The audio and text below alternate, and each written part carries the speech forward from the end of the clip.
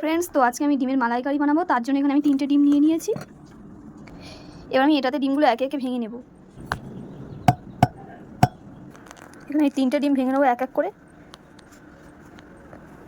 তো দেখতেই পাচ্ছি আমি 3টে সব ডিম খুব ভালোভাবে ভেঙে নিয়েছি। এবার এটাকে আমি পেঁয়াজ, লঙ্কা আর মশলা দিয়ে তৈরি করব। পেঁয়াজগুলো আমি কুচু কুচু করে কেটে নিয়েছি, এবার এতে দিয়ে দেবো।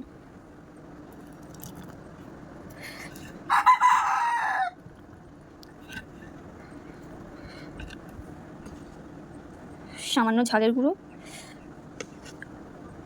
সামান্য হলুদ গুঁড়ো আর কিছুটা নুন। তো এবার আমি এটাকে খুব ভালো করে ফেটে নেব।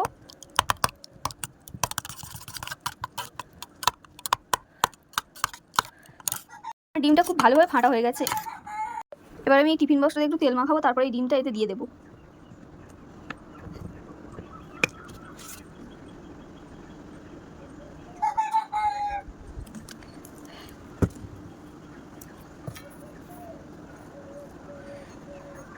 তো ডিমের তেলটা দিলে ভালোভাবে এটা উঠে আসবে।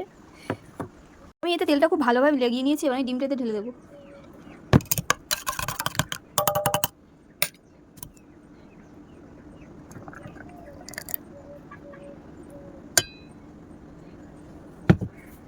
এবার আমি এটাকে সেদ্ধ করতে দেবো একটা কড়াই জল দিয়ে।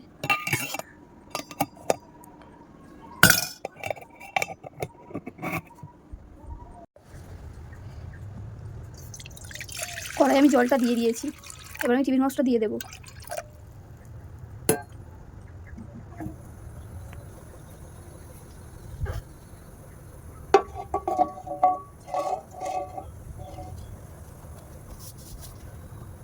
মালাইকারি করার জন্য আমি এখানে 5টা পেঁয়াজ নিয়েছি, কিছুটা রসুন, কিছুটা আদা, লঙ্কা আর এই কটা আলু নিয়েছি। আপনাদের যতটা পরিমাণ করবেন ততটা নেবেন। এবার এগুলো আমি কেটে নেব। আমি আলুর খোসাটা ছাড়িয়ে নিয়েছি, এবার এটাকে 4 পিস করে কেটে নেব।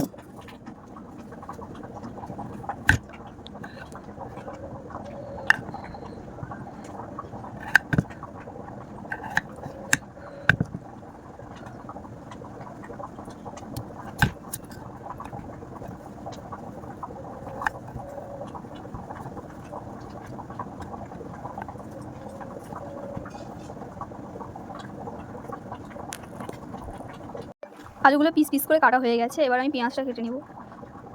পেঁয়াজগুলো কেটে নিয়েছি, এবার আমি এগুলো গ্রেট করে নেব।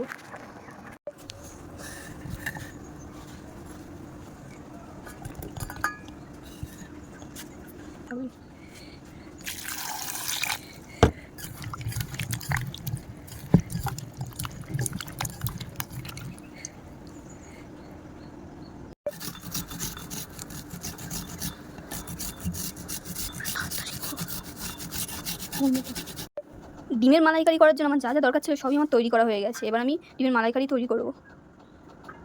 এখানে আছে আলু, পেঁয়াজ, রসুন, আদা, এটা পেঁয়াজ বাটা, এটা লঙ্কা কাটা। আমি তো আসল জিনিসটাই ভুলে গেছি, টমেটোই কাটা হয়নি।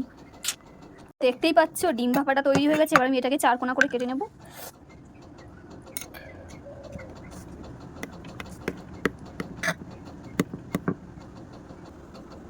কেটে নিয়েছি এটা।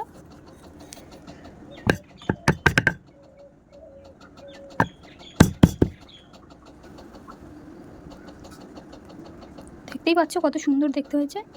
এবার আমি হালকা তেলে এটা ভেজে নেব। কড়াতে অল্প করে তেল দিয়ে দেবো ওটা ভাজার জন্য।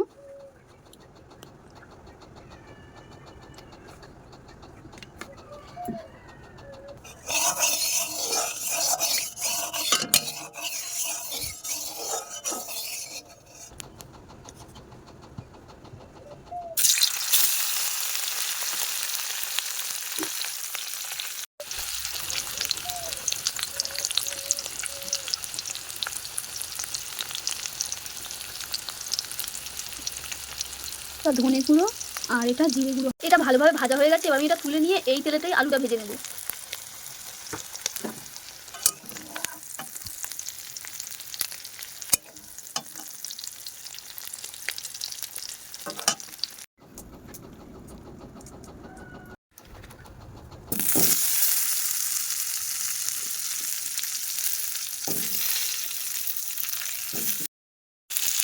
কিছুটা নুন আর কিছুটা ঝালের গুঁড়ো আর হলুদ গুঁড়ো দিয়ে দেবো এতে।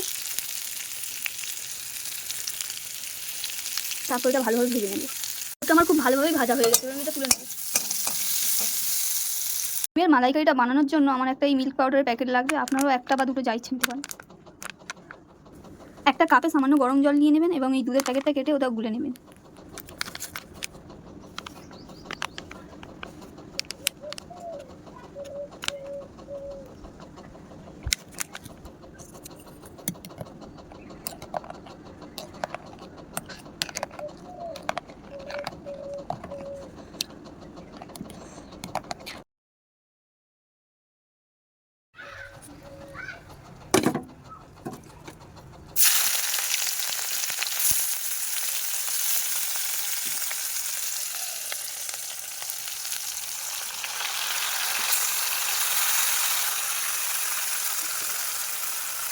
এটা একটু ভাজা ভাজা হয়ে গেলে সমস্ত রকম মশলা এতে দিয়ে দেবেন, ঝাল, হলুদ, নুন সব।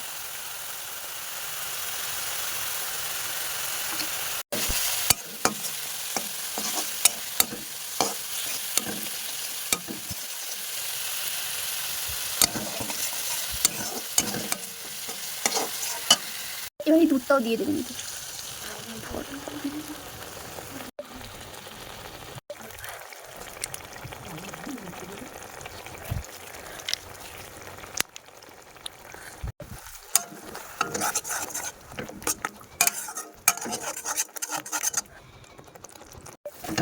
মশলাটা আমার প্রায় হয়ে এসেছে, এবার আমি আলু আর ডিমটা দিয়ে দেবো এতে। খুব সুন্দর গন্ধ বেরিয়েছে বন্ধুরা, আপনারা বাড়িতে তৈরি করবেন, দেখবেন কত সুন্দর খেতে লাগে। এটা সেদ্ধ হওয়ার জন্য আমি এতে কিছুটা জল দিয়ে দেবো, তারপর নামিয়ে নিলে তৈরি হয়ে যাবে আমাদের ডিমের মালাইকারি। দেখছেন বন্ধুরা কি সুন্দর কালার এসেছে, আপনারা অবশ্যই বাড়িতে তৈরি করবেন এটা।